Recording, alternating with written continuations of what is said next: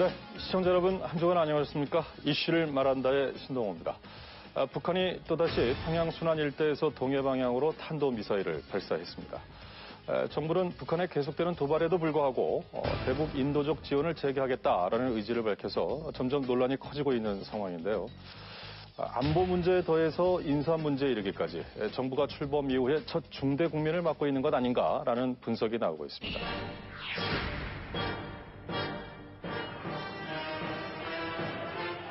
헌법재판소장 김유소 임명 동의안은 부결되었음을 선포합니다.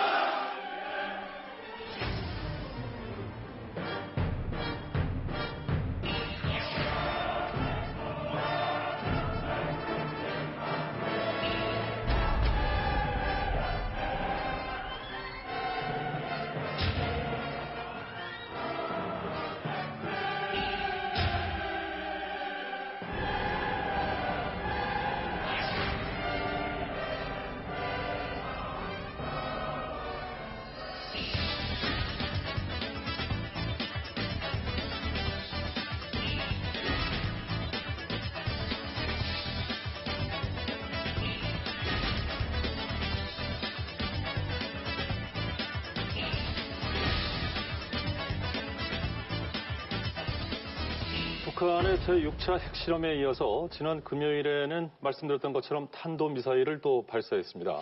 이런 와중에 정부에서는 북한에 대한 인도적 대북 지원 800만 달러 정도를 지원할 수 있다라는 내용을 발표해서 논란이 커지고 있는데 특히 그 시점이 논란이 되고 있습니다. 유엔 안보리에서 제재 결의를 채택한 지 이틀만. 자, 이것이 온당한 처사인가라는 비판이 있고요. 또 한편에서는 정치적 상황과 관계없이 추진하는 인도적 지원 아닌가 이런 의견도 있는 상황입니다. 네 분께 먼저 이 주제로 말씀을 좀 나눠보도록 하겠습니다. 먼저 오늘 김부식 교수께서 좀 열어주실까요? 네, 우선은 그 정치 군사적 상황과 상관없이 대북 지원, 인도적 지원한다는 것은 뭐 국민들이 다 공감하실 겁니다. 예. 그런데 국민들이 또 한편 생각은 왜 하필 이때냐 이거거든요.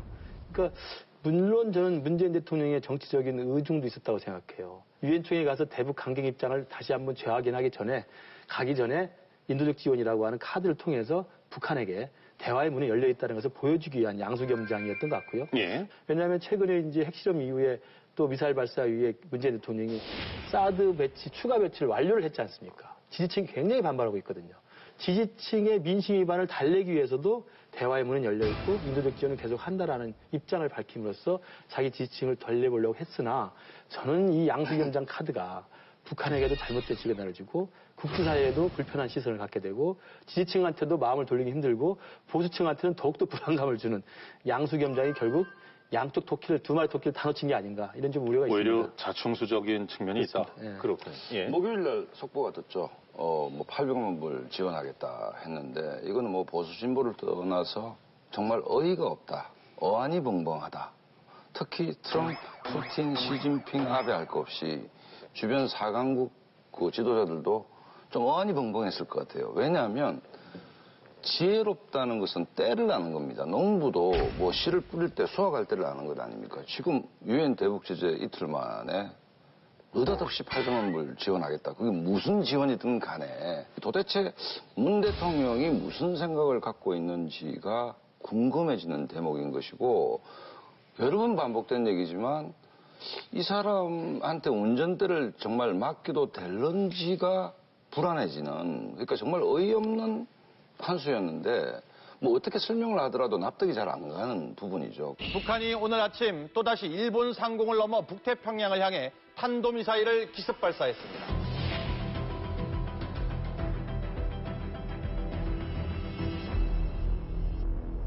북한이 또다시 탄도미사일을 발사하면서 이것과 관해서 좀 입장 선회가 있지 않을까 기대를 했었습니다. 그러나 통일부의 발표를 보면 그대로 강행하겠다.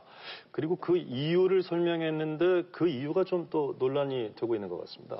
그 이유가 이제 유엔이 대북 제재를 결의했기 때문에 북한이 어느 때보다 경제적으로 어려울 것이다. 예. 그래서 우리는 너무 마음이 아프니까 이 타이밍에 정말 지원을 하지 않으면 어떻게 하자는 말이냐가 이제 통일부 얘기인데 제가 처음 뭐라 했습니까? 정말 어이없다. 이게 국민들이 좀 멘붕 올 것 같습니다. 예. 사실 통일부는 이 북한 정권과의 어떤 관계에서 북한 주민과 북한 정권을 조금 구분해 보고 있다는 생각이 듭니다. 예. 그래서 그런 발언이 나온 것 같아요. 굳이 이제 해석을 해보자면. 그래서 이제 북한 정권의 붕괴, 북한 정권에 대한 제재는 유엔의 어떤 강력한 제재는 동참하지만 그렇기 때문에 북한 주민들이 공경에 처할 수 있다. 이런 경제적인 어떤 어려움 때문에 그렇기 때문에 지원을 해야 되는 거 아니냐라는 논리를 이야기한 것 같고요. 역시나 아쉬운 것은 왜 지금 시점에 와서 굳이 그것을 이제 문제를 제기할 필요가 있느냐라는 겁니다. 그리고 굳이 그것을 이야기할 필요가 있었을까라는 것은 저도 역시 의문이 듭니다. 예. 이러니까 북한이 문재인 정부를 무시하는 거예요. 우리가 뭐 아무리 핵 이렇게 갖고 막 쏴도 미사일 쏘고 막 이래도 결국 우리한테 다 또 돈 줄 텐데, 물건 줄 텐데 지금 이렇게 생각하는 거잖아요. 그 증거인 것 같고요. 진짜 너무 어이가 없어서 저도 할 얘기는 없지만 진짜 이유가 뭔지 모르겠어요. 북한의 인민들에 대해서 아니면 북한의 김정은 정권하고 분리해서 이게 생각해서 왜 이렇게 이거에 대해서는 가슴이 아파서 돈을 줘야 되죠? 그러면 대한민국은 어떻게 하고요? 이 질문에 대해서 문재인 대통령 정말 국민들께 답을 좀 해주셔야 되는 거 아니에요?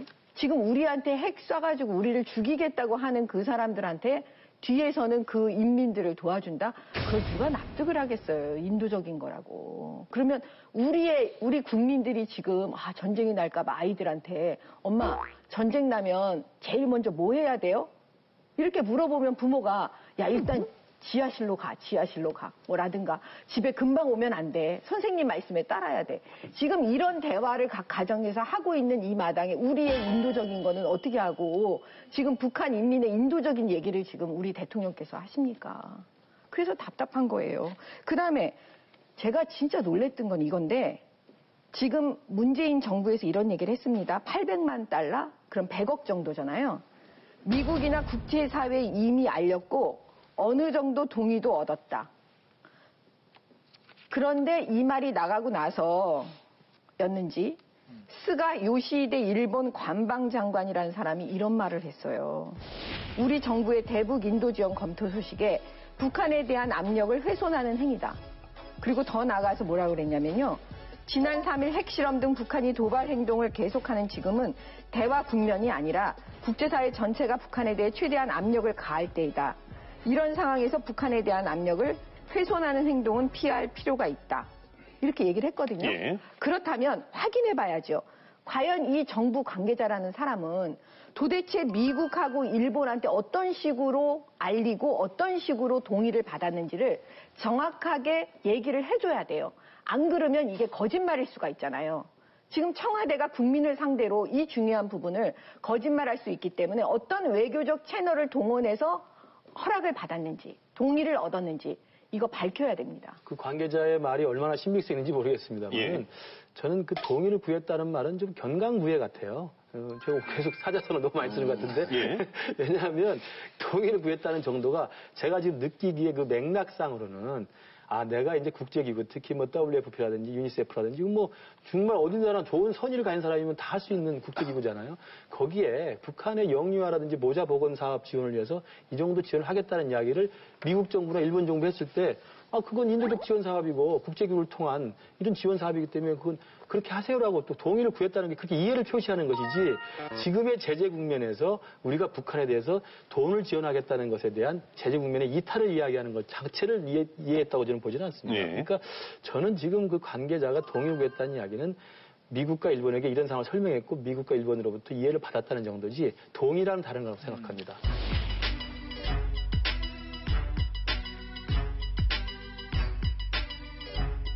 한 보름 정도의 문 대통령의 발언만 그냥 모아보면 푸틴하고 정상회담했죠.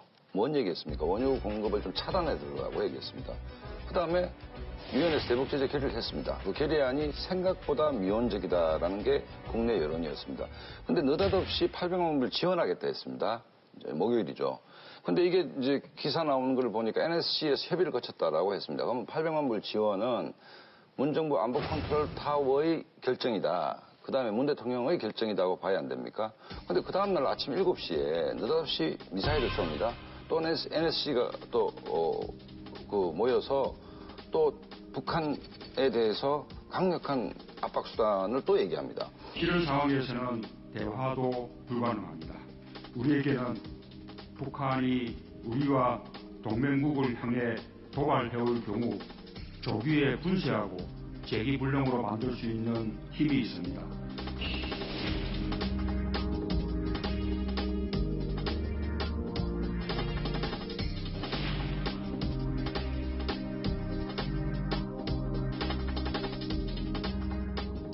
우리 국민들이 느끼는 것은 안보라는 교차로에 빨간불, 초록불, 좌회전, 우회전 신호가 동시에 들어와 있는 거예요, 지금. 그러면 인도적 지원이 옳냐 그러냐가 본질이 아니고 도대체 정신을 차릴 수가 없는 정말 문 대통령의 안보 전략의 전략적 기제가 있는 것인지 전략적 기조가 있는 것인지 전략은 있는 것인지 도대체가 헷갈릴 수밖에 없는 것이죠. 그러니까 북한 핵이 위협적인 것이 아니라 국민들이 느낄 때는 문 대통령의 그 지나치게 초보 운전 같은 이 운전 실력, 운전 미숙이 북한 핵보다 지금 현 시점에서는 국민들을 더 불안하게 하고 있고, 그 다음에 우리를 견제하던 우리를 돕던 그 4대 강국과의 관계가 굉장히 꼬일 가능성도 있다. 예, 대북 전략과 관련해서 이제 강원 전략을 환경이나 타이밍에 따라서 쓰고 있는데, 이른바 이제 투트랙 전략 이렇게 얘기할 수도 있겠습니다만, 이것이 전략적으로 소개 목적을 향해서 가고 있는 것이냐, 아니면 환경 변화에 따라서 즉흥적인 대응을 하면서 갈팡질팡하고 있느냐, 이게 이제 양쪽 시각이 있는 것 같습니다만, 박 소장님께서는 지금 약간 좀 부정적인 시각을 말씀해 주셨고요. 이 교수님 어떻게 보세요? 24일 날 보면 통일부 당국자가 이제 이런 말을 합니다. 유니세프와 WFP 세계 식량 계획 이제 비정부 이제 기구죠. 예. 이 등 유엔 산하 국제기구 요청에 따라서 800만 달러를 지원한다는 겁니다. 그러니까 이제 우리 정부가 800만 달러를 직접 지원하겠다는 게 아니라 이 국제기구에다가 800만 달러 주겠다는 것이고요. 정확하게 사실관계를 확인하자면 그 국제기구들이 800만 달러를 가지고 그런 인도주의적 지원에 해당되는 물품, 현금을 주는 게 아니라 현물 지원을 한다는 현물 지원을 거죠? 주겠다는 것이고요. 그게 유아용품이라든가 여성 품목 같은 것이 들어있다라는 건데요. 물론 이제 저는 이제 국제기구에서 이거를 가지고서 말 그대로 이제 인도주의적 지원으로서 물품 지원을 했을 때 그게 북한 주민에게 직접 뭐 간다 이런 보장을 할 수 있느냐고 했을 때는 사실 뭐 우리가 알 수 없죠. 하지만 국제기구에서 분명히 이걸 요청한 것이고 거기에 대해서 800만 달러를 주겠다는 겁니다. 그러니까 이게 약간 저는 와전돼가지고 이게 어떤 뭐 지금 좀 논란이 되고 있다는 생각이 들고 국제기구에다가 돈을 주는 거라는 거죠. 저는 뭐 그거 이외에는 우리가 지금 달리 할 수 있는 방법이 없지 않느냐라는 것이고 제재 동참하되 대화의 길은 열어두겠다라는 모순적 진술을 계속 할 수밖에 없다. 그런 생각이 듭니다. 예. 근데 지금 여성 아동에 관한 무슨 용품이다?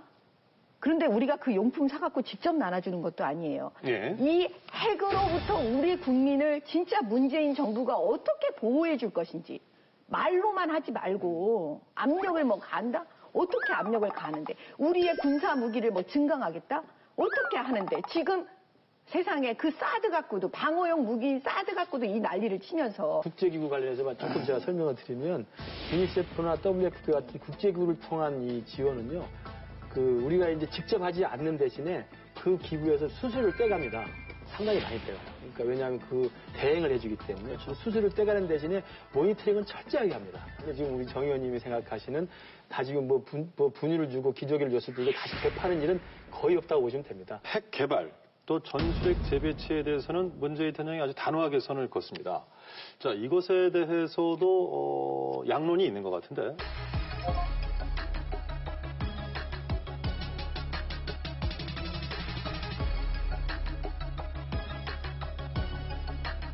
어떻게 봐야 될까요? 일단 그 사드 문제에 대해서 문재인 대통령께서 후보실로부터 전략적 모성 얘기를 예. 했습니다. 근데 핵 문제에서는 단호하게 없다라고 얘기를 했습니다. 저는 이게 좀 바뀌었다.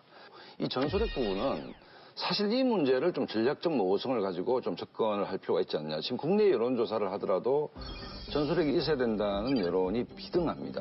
문재인 대통령이 CNN과의 대담에서 단호하게 선긋기를 하는 부분들은 이 또한 좀 초보적인 거 아닌가라는 우려가 있다는 것이죠. CNN 문재인 대통령의 발언은 저도 좀 아쉬움이 있어요. 제가 만약에 청와대 여기 한번 참모라고 한다면 그렇게 단정적으로 말할 건 아니라고 봅니다. 왜냐하면 대통령의 발언 하나는 외교적인 카드로 쓸 수 있는 거거든요. 그렇다고 한다면 저는 이렇게 말했을 것 같아요. 정말 김정은 정권의 핵 질주가 너무 무섭고, 그다음에 이미 이제 북한은 핵을 가진 상태에 거의 다다르고 있다. 정말 우리로서는 참담한 상황인데 그래도 불구하고 우리는 한반도 비핵화를 위해서 노력할 것입니다. 라고 하고 지금 단계에서 필요한 것은 한반도 비핵화보다 더 중요한 것은 우리 국민의 안전을 담보하기 위해서 김정은이 갖고 있는 핵무기로부터 우리를 보호할 수 있는 다양한 핵균형에 대한 전략을 고민하고 있습니다라고 하면 되는 거예요. 그럼 거기에 전술핵무도 들어가고 심지어 핵무장도 들어가고 미국과 핵 공유협정도 들어가고 다양한 외교적 카드가 들어갈 수 있는 겁니다. 그것은 사실 미국에 대한 카드도 되고 말씀하신 중국에 대한 카드도 되는 거예요. 그렇게 말을 하는 것이 저는 오히려 뉴욕 방문을 앞두고 대통령이 할 수 있는 외교적인 수사라고 생각하는데 너무 단정적으로 마치 시민단체 대표처럼 이야기를 해버리잖아요. 저는 이 부분은 외교적 미스가 있다고 생각을 해요. 그 부분은 아마 이제 안보 문제이기 때문에요. 국민들이 상당히 관심을 갖고 지켜보고 있는데 전술핵의 재배치 관련해서는 요건 좀 짚고 넘어가야 될 것 같습니다. 미국의 입장이 그동안은 전술핵 배치에 대해서는 고려하지 않고 있다라는 게 공개적인 입장이었습니다만 최근에 좀 미묘한 변화가 있는 것 아니냐 이런 시각도 있는 것 같은데 어떻습니까? 그 대표적으로 지금 맥케인 상원 군사위원장이 공개적으로 전술핵 배치를 좀 고려해 보겠다는 이야기를 한 것은 미국 내 조야에서도 이제 좀 조심스러운 변화의 기미가 있는 것 같아요.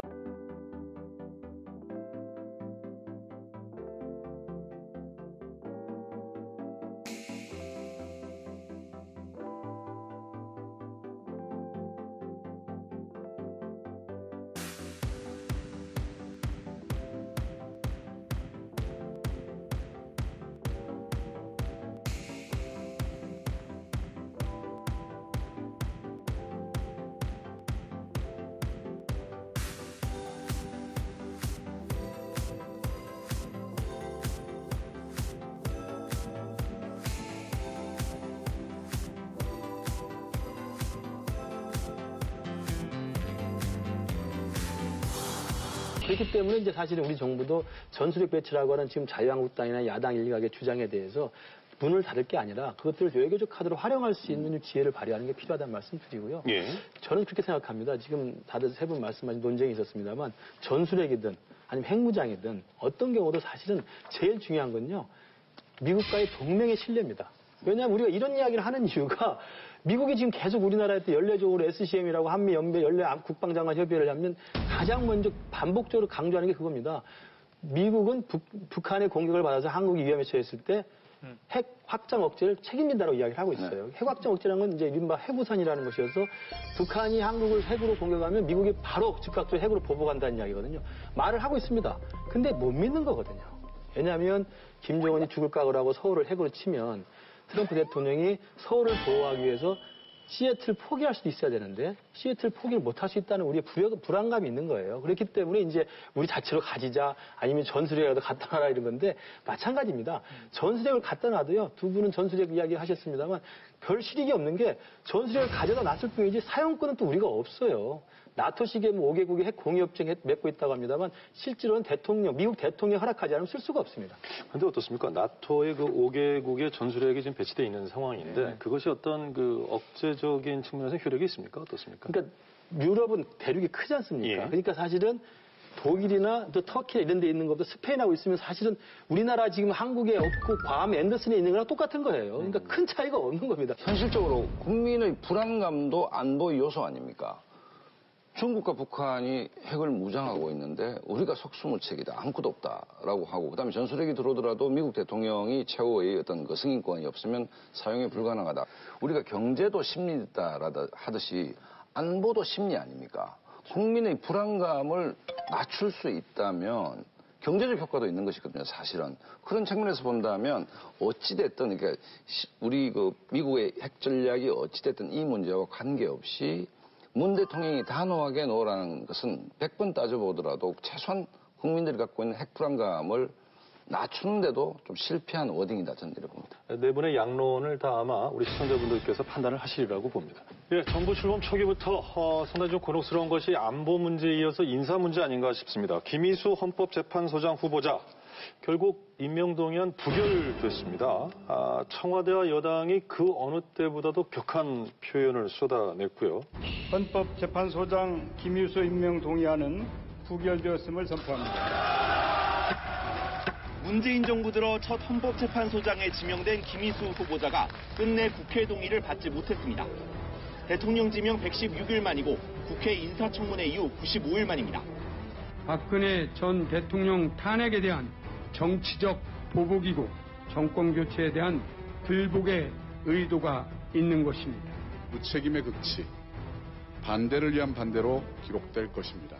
높은 지지도, 촛불혁명, 그 다음에 이른바 쇼타임에서 보여주었던 국민들의 열화와 같은 박수, 핵심 지지층, 여기서 착시가 온 것 같아요.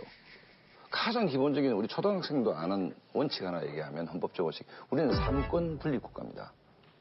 의회와 협조 없이 아무 일도 되지 않습니다. 이런 평범한 사실을 박수와 갈채 속에 현혹돼서 취해 있다가 김희수 헌재 소장 꺼내서 한번 브레이크가 걸린 것이죠. 국민의 대기관인 의회의 권력이 문재인 정부를 정신 차리겠다. 저는 결론부터 얘기를 하면 김희수 재판관을 통과시키는 게 옳고 반대하는 게 그러다. 그런 논리는 없습니다, 세상에. 또 다른 국민의 대표기관인 의회가 문재인 정부에게 정확하게 어떤 정확한 지점에서 경고와 제동과 빨간불 사인을 보냈다라는 것이고 상당히 단어가 격해졌습니다. 탄핵 불복, 네. 대선 불복 이런 단어까지 등장을 했어요. 또 적폐 연대 여기까지 또 나왔죠. 예. 저도 이번 그 김희수 선대소장 부결 이후에 청와대와 정부 여당의 반응을 보면서 제가 또 만약에 그쪽 참모라면 이렇게 이야기하겠습니다. 오늘 계속 제가 참모 이야기를 하시는데 그렇다고 참모 가고 싶은 생각은 전혀 없습니다. 아니, 뭐 관리는 잘 하셨으니까. 예. 이렇게 이야기하겠습니다. 제가 추미애 대표라든지 아니면 대통령의 뜻을 전달하는 국민소통 수석이라면 참담합니다. 납득하기 어려운 결정입니다. 그러나 이걸 엄숙하게 봐드리겠습니다. 이 여소야대의 현실 속에서 우리 문재인 정부는 앞으로 남은 산적한 국정과제를 완수하기 위해서라도 이 여소야대 현실을 충분히 직시한 상태에서 야당 협조를 얻기 위해서 더욱더 노력하겠습니다. 다음 김명수 대법원장 후보 인준에서는 반드시 도와주십시오. 이렇게 하면 얼마나 깔끔합니까? 국민들이 박수 칠 겁니다.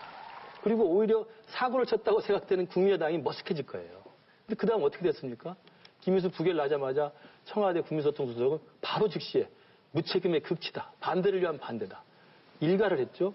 바로 집권여당의 대표인 추미애 대표께서는 입에 담기 힘든 정도의 단어를 사용하면서 국민의당 탓을 돌렸습니다. 오히려 국민의당한테 살 길을 열어준 거예요. 막말을 하는 사람이 지게 돼 있거든요. 근데 지금 흥분한 나머지 막말을 해가지고 사실 사고를 친 국민의당은 힘을 얻고 있는 거거든요. 저는 이게 제가 꼭 참모를 가고 싶다는 게 아니라 참모의 문제고 정부 감각의 부재라고 생각합니다. 예. 그 추미애 대표의 얘기를 보면 헌법재판소장 인준 부결은 탄핵 불복이고 정권 교체 불인정이다. 탄핵을 완수한 국민이 바라는 적폐청산을 자유한국당과 국민의당이 함께 짓밟았다. 그 다음에 지금 이 부분에 대해서 박지원 대표가 이렇게 얘기를 해요. 민주당이 계속 국민의당을, 유독 국민의당에 집착하잖아요, 지금. 국민의당을 향해서 배신했다. 더 이상 형제가 아니다. 막 이런 얘기를 쏟아내니까 드디어 박지원 대표가 뭐라 그러냐면 호남 사람은 무조건 찬성해주고 비호남 사람은 무조건 비토하는 것이 국민의당이 할 일이냐? 이렇게 얘기하면서 왜 형제당입니까? 형제당 취급했습니까? 지금까지? 우리가 이낙연 총리를 비롯해서 지금까지 협력을 해줬을 때 추미애 대표가 우리를 어떻게 공격했습니까? 그래서 제가 볼 때는 앞으로 추미애 대표는 오랫동안 민주당 대표를 하셨으면 합니다. 그러니까 이게 저는 굉장히 심각하게 보는 것이 우원식 대표가 이제 충격을 받은 이제 의총에서 김동철 국민의당 원내대표가 뭔 딜을 했다라고 얘기를 했습니다. 폭로하듯이 내부자들 고발하듯이. 근데요. 원내대표는 딜하는 사람입니다. 의회 정치라는 것은 딜하는 겁니다. 협상하는 겁니다. 만약에 김 교수님하고 저하고 상대적으로 뭔가 협상을 하고 있는데 내가 나가서 기자들한테 이런 제의를 했다고 다 하면 그 다음 협상은 어떻게 되겠습니까? 김 교수가 저를 신뢰할 수 있겠습니까? 저 친구는 우리들이 개인적으로 한 얘기, 협상한 얘기 카드를 다 노출한다. 그럼 협상이 불가능한 얘기죠. 그럼 원식 대표 얘기는 국민의당하고 협상하지 않겠다는 얘기입니다. 상대가 어떻게 상대를 인정할 수 있겠습니까? 믿을 수 있겠습니까? 그러면 아무리 화가 나더라도 어떤 선이 있어야 된다는 것이죠. 또 하나는 추미애 대표 얘기했었는데 김일수 후보자를 반대하면 적폐다. 아니 그러면 그러니까 김일수를 반대하는 것을 적폐라고 말하는 사람은 의회주의를 반대하는 것이죠. 대의제와 의회주의를 반대하는 추미애 대표가 거꾸로 적폐죠, 사실은. 그렇지 않습니까? 정치인이 이런 얘기를 해서는 안 되는 것이죠. 그렇기 때문에 당대표, 원내대표가 도대체 어떤 협치의 전략을 갖고 있는지가 알 수가 없는 것이고, 그 다음에 저도 뭐 오랫동안 정치권 주변의 정치를 봐왔지만 이런 수준의 정치를 저는 본 적이 없습니다. 이거 우리가 통상적으로 예측하는 어떤 범위가 있는데 너무 집권 여당이 넘어가고 있으니까 이게 굉장히 좀 쇼킹한 것이고, 또 하나는 마지막 이런 식으로 야당을 압박한다면 박근혜 정부하고 뭐가 다르지? 박근혜 대통령이 국회를 바라보는 관점과 문재인 대통령이 국회를 바라보는 관점, 쇼잉 말고 본질은 뭐가 다르지? 야당을 이렇게 겁박하고 적폐라 그러고 땡깡 부린다고 그러고 하면 어떻게 보면 이 워딩만 놓고 보면 박근혜 대통령 때부터 세진 것 아닙니까? 여소야대의 이 불편한 현실을 만약에 청와대와 민주당이 깰 수 있는 방법이 있어요. 정계 개편하면 됩니다. 1990년에 노태우 정부 때 3당 합당했잖아요. 그때도 똑같은 비슷한 이유였습니다. 대법원장 후보를 지명했는데 통과가 안 됐어요. 열받아가지고 3당 합당한 겁니다. 그렇게 하시면 돼요. 분만하지 말고. 이게 상황이 기분 나쁘면. 의회 정치는요, 현실입니다. 그리고 이미 2016년 4월 총선에서 20대 국회를 뽑아준 거예요. 물론 그때 뽑아준 국민의 민심과 지금 문재인 정부가 출범한 민심은 다를 수도 있어요. 그러나 억울해도 별 수 없어요. 그때 뽑혔으니까. 임기는 보장돼 있습니다. 3년이 남아있어요. 문재인 대통령, 청와대, 민주당 기분 나빠도 3년을 같이 가야 되는 겁니다. 현실을 인정하시든지 3당 합당 하시든지 해야 됩니다. 근데 3당 합당하기도 어려운 게 국민의당을 저게 건드렸는데 어떻게 3당 합당이 되겠어요? 국민의당까지 적폐로 몰아버리면 사실 국민의당을 지지하고 계시는 분들은 뭐가 되는 겁니까? 이제 그런 부분들이고요. 그래서 저는 어떻게든 민주당이 앞으로도 이 협치의 문제를 잘 풀어가려고 그러면 최소한 국민의당과 정의당에게는 자신들이 뭘 할 것인지를 잘 설명하고 사전에 이해를 저는 구해야 된다 봐요. 그래야지만 적폐라는 논리 또는 적폐청산이니 뭐 이렇게 정치 개혁이라는 말들이 씨가 먹히는 거지. 지금처럼 이렇게 행동을 하시면 상당히 앞으로도 어려워질 것이다. 이제 남아있는 문제가 김명수 대법원장 후보자 문제도 있는데요. 일단 야권은 김 후보자 관련해서 문재인 정부의 사법 장악 의도다. 이런 비판이고요. 여권에서는 사법 독립의 적임자다. 이런 얘기를 하고 있습니다. 기수와 서열에 물든 낡은 사법체계의 일대 혁신을 가져올 뿐이라고 생각합니다. 헌법재판소와 대법원을 정치 재판소로 만들고 사법부를 코드에 맞는 인사로 세워서 장악하려는 것이 아니냐.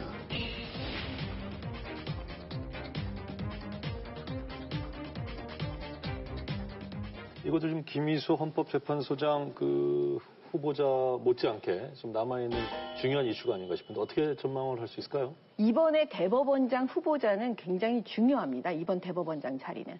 왜냐하면 헌법재판소 재판관 중에 3분을 대법원장이 추천하게 돼 있어요.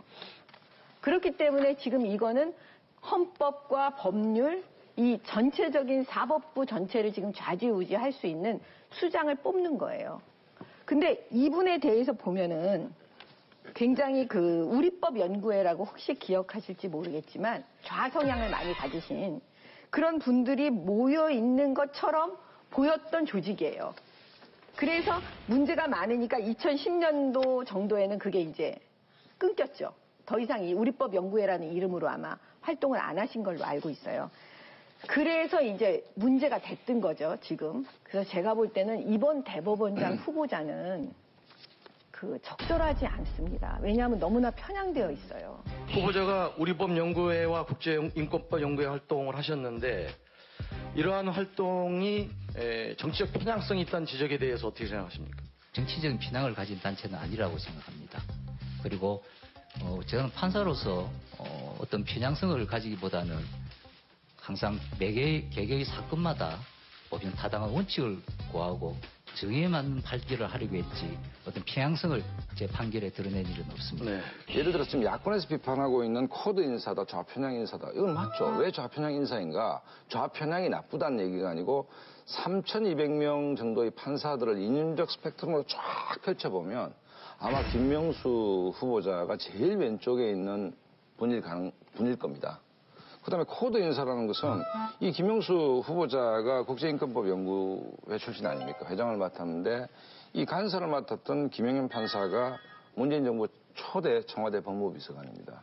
그다음에 이 비서관의 전화를 받아서 조국 수석하고 통화를 했다라고 본인이 얘기를 했잖아요. 그렇다고 본다면 3,200명의 다 양심과 그 경륜을 가지고 있는 판사라는 조직에서 가장 왼쪽에 있는 사람, 그 다음에 자기랑 같이 회장 간사로 일했던 사람이 청와대 법무비서관도 하고 대법원장도 한다. 코드 인사 아닙니까? 편향 인사라는 이야기를 하는데 뭐 일리는 있습니다만 저는 그게 반대 사유가 되는 건 아니라고 봐요.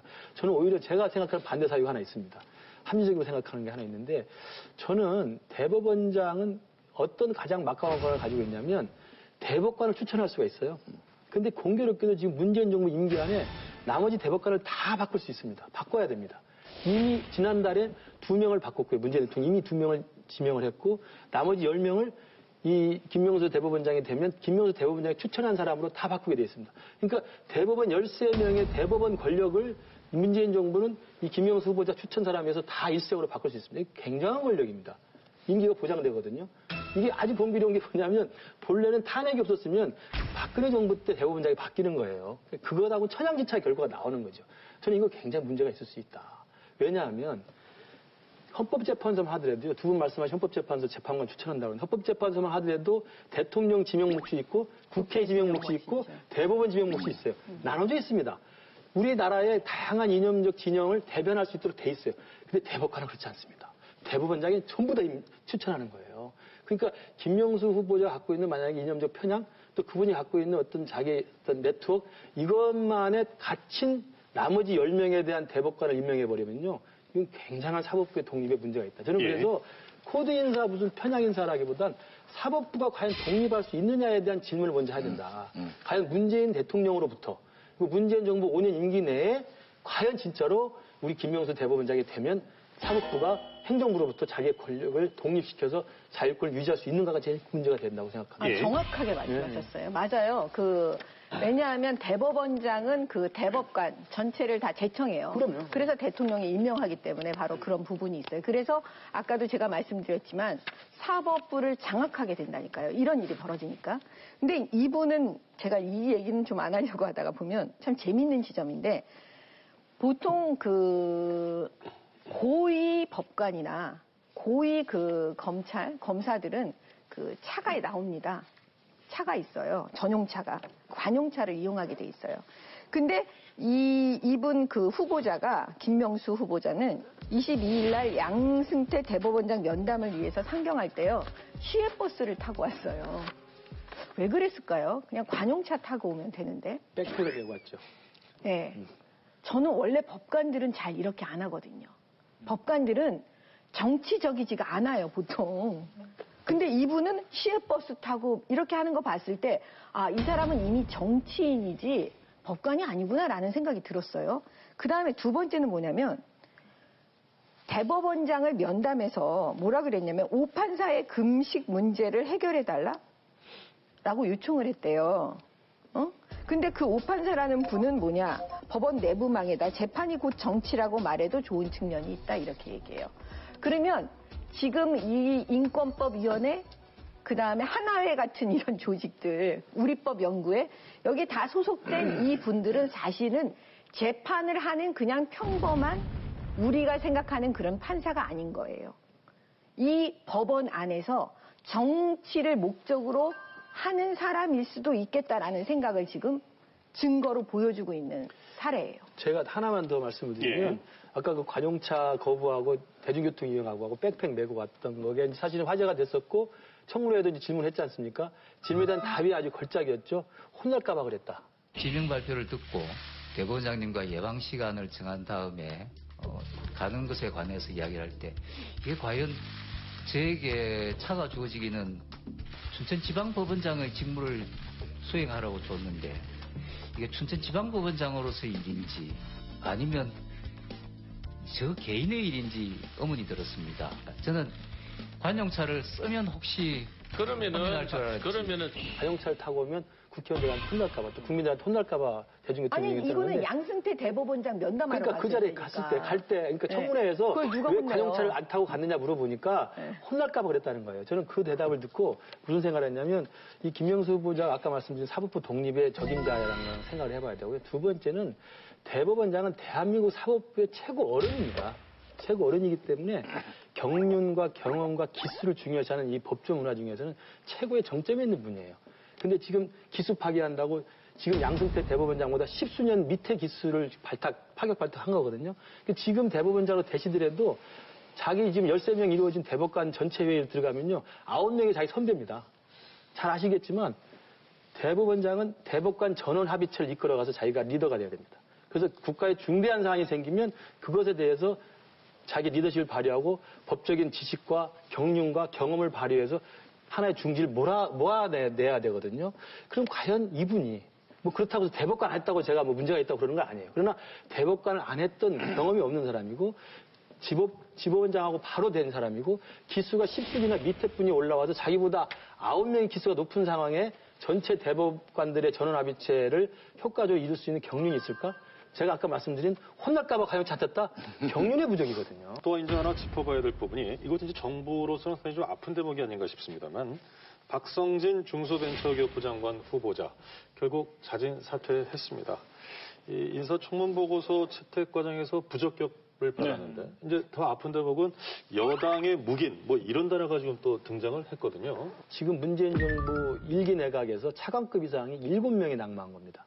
이건 적지 않은 숫자입니다. 그래서 사실은 높은 지지율을 고공행진하고 있습니다만 7명의 인사 참사만 이야기한다면 사실상은 굉장히 초라한 성적표라고 볼 수가 있고요. 한두 명 잘못한 것은 뭐 시스템이 완비가 안 돼 있기 때문에 처음이니까 그렇다고 치고 7명째라는 것은 이건 분명히 문제가 있어도 굉장히 많이 있는 거거든요. 근데 이 인사라인 문책 요구에 대해서는 문재인 대통령이 좀 선을 그었던 것 같아요. 동의할 수 없다 이런 얘기를 이미 한 바가 있죠. 예. 근데 교수님 말을 해도요 안 듣고요 계속 말을 하면 찍혀서 공천 못 받아요. 경험을 해보겠지. 그게 현실이기 때문에 뭐.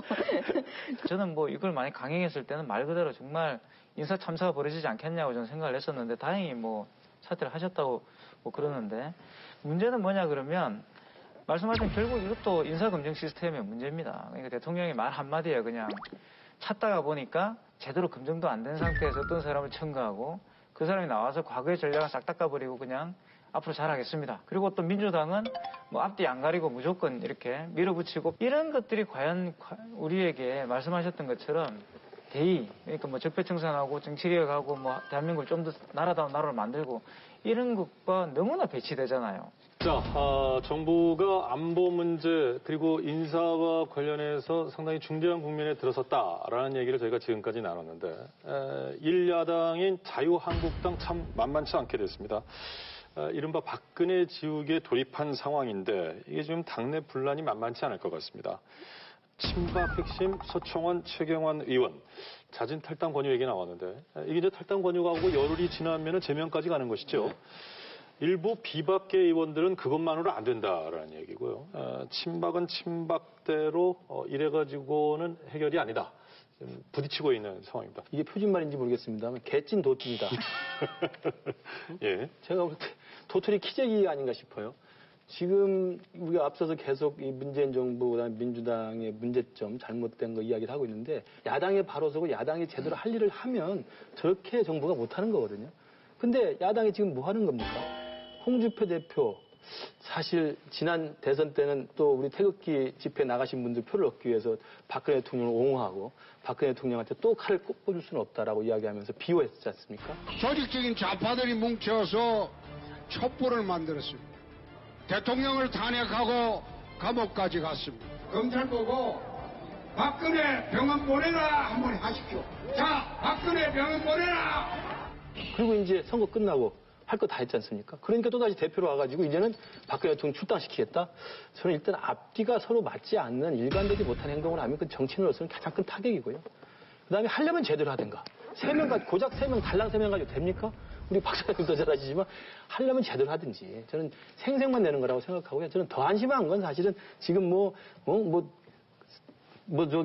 시라소니니 독고다이니 이야기하면서 또 친박해서 발끈하고 있는데 그분들은 더 이상 할 말이 없죠, 사실은. 지금 친박계 계신 분들은 지금의 국정농단으로 인한 탄핵과 그다음에 지금의 정권교체 이르기까지 자유한국당의 이 참패와 거의 존재감 상실의 무력감, 이 몰락의 책임이 사실은 친박에 있지 않습니까?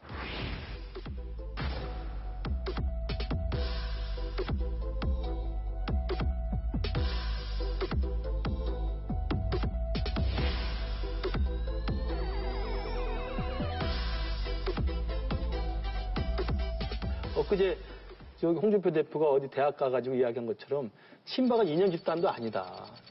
총선에서 배지 달기 위해서 박 대통령 치박자락 잡은 거다라고 정말 신랄하게 비판했는데 저는 거기에 대해서 과연 그분들이 할 말이 있는지 저는 그 부분에 대해서는 개찐 노찐 그놈이 그놈 도토리 키재기 저는 이 말밖에 할 말이 없는 것 같아요. 그러니까 이게 이제 그 유치한 선생 시가 있죠. 가야 할 때가 언젠가를 알고 떠나는 사람의 뒷모습은 얼마나 아름다운가 뭐 이런 시가 있는데 개인의 삶이든 정치인의 정치 역정이든 마무리가 굉장히 중요하다고 생각합니다. 잘할 수도 있고 못할 수도 있고 어쨌든 과거 DJYS도요. 그때는 사당 아니었습니까? 사당임에도 불구하고 자기가 만든 당이고 자기가 다 공천줘서 배치 달았음에도 불구하고 대통령이 되고 지지도가 떨어지고 당의 부담이 될 때 스스로가 탈당을 했습니다. 당에서 출당 안 시켰습니다. 그게 정치의 문법이죠. 정상적인 판단이죠. 그런데 재판받고 있고 보수가 괴멸적 타격을 받았는데 박근혜 대통령 지금 뭐 하고 있죠? 배째라 아닙니까? 정치적 후한 묻히죠. 실수할 수 있습니다. 스스로가 왜 자기와 함께 했던 동지들을 좀 편하게 해주지는 못합니까? 최경환, 서청원 의원도 저는 마찬가지라고 봅니다. 떠나야 될 타이밍이다. 근데 여기서 저항한다? 그러면 나만 살고 보수가 다 죽자는 얘기 아닙니까? 그 다음에 이런 큰 모습, 자기를 희생하는 모습은 원래 보수주의의 덕목입니다. 공동체를 위해서 나를 희생한다. 예를 들어서 미국의 민주당은 아이비리그 출신이 많지만 미국의 공화당은 웨스트포인트, 국가가 위기에 빠졌을 때 전쟁에 나가서 전쟁을 수행한 경험을 굉장히 높은 가치로 치지 않습니까? 탄핵 사태를 책임지고 일단 의원직을 내려놓겠다든지 이런 사람이 한 명이라도 있어야 되는데 아예 없는 상태에서 어쨌든 홍준표 대표도 뻘쭘한데 3명 정도라도 좀 우리가 뭐 해야 그래도 뭐 좀 바른정당하고 뭐 좀 하는데 고육지책 아니겠습니까? 근데 거기서 또 저항을 합니다. 그러면 뭐 문재인 정부를 우리가 신나게 비판했지만 그 대체제로서 이런 모습의 보수가 국민들 마음속에 문재인 정부가 만약에 힘들다면 그 대안 세력으로 남을 수 있겠습니까? 알겠습니다. 이슈를 말한다. 오늘도 한 말씀 전해드리면서 인사드리겠습니다. 너무도 유명한 말이죠. 다들 아시는 말씀. 순자의 말입니다. 군주는 배고 백성은 물이다. 물은 배를 띄울 수도 있고 엎을 수도 있다. 이 말씀에 한 말씀 더 덧붙이고 싶습니다. 고요한 물속에서 격한 파도를 대비할 수 있는 지도자, 정치인, 국민들은 아마 기대하고 있지 않나 생각이 듭니다. 다음 주에 뵙겠습니다. 함께해 주신 여러분 고맙습니다.